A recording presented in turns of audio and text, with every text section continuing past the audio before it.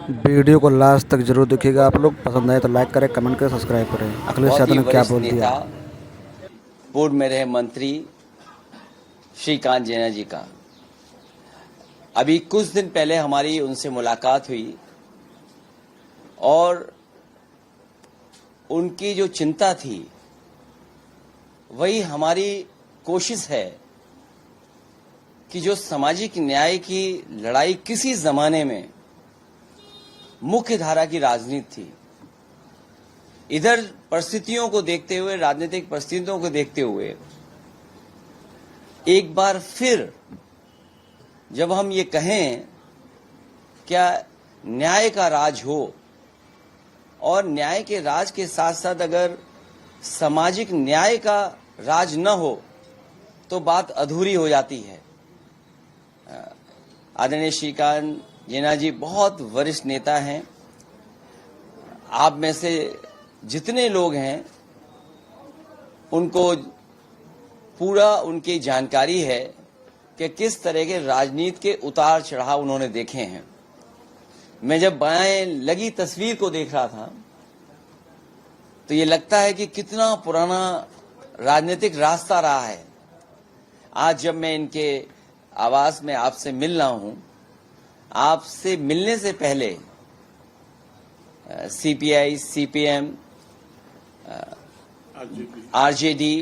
NCP के और Samajwadi party के हमारे प्रदेश के अध्यक्ष और उन दलों के वरिष्ठ पदाधिकारी मुझसे मिले। सबकी इच्छा यही है कि इंडिया गठबंधन और जो इंडिया गठबंधन का रास्ता है, जो हमारा पहले दिन संकल्प था, उस संकल्प को और मजबूत किया जाए। और इधर हम देखते हैं कि कभी हम लोग कांग्रेस पार्टी से लड़ते थे कास्ट सेंसस को लेकर के। मुझे याद है वो दिन जब लोकसभा में नेताजी आदरणीय लालू प्रसाद यादव जी, शरद यादव जी और उनके साथ साथ देश के तमाम बड़े बड़े नेता, दक्षिण भारत के और पूरे देश के नेता ये चाहते थे कास्ट सेंसस हो। उस समय जो भी कुछ रहा हो, जिन परिस्थितियों में नहीं हुआ,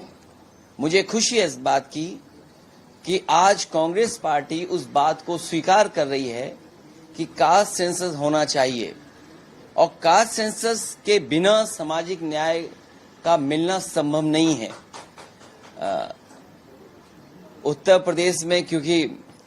सबसे बड़ी लड़ाई थी पिछले चुनाव में,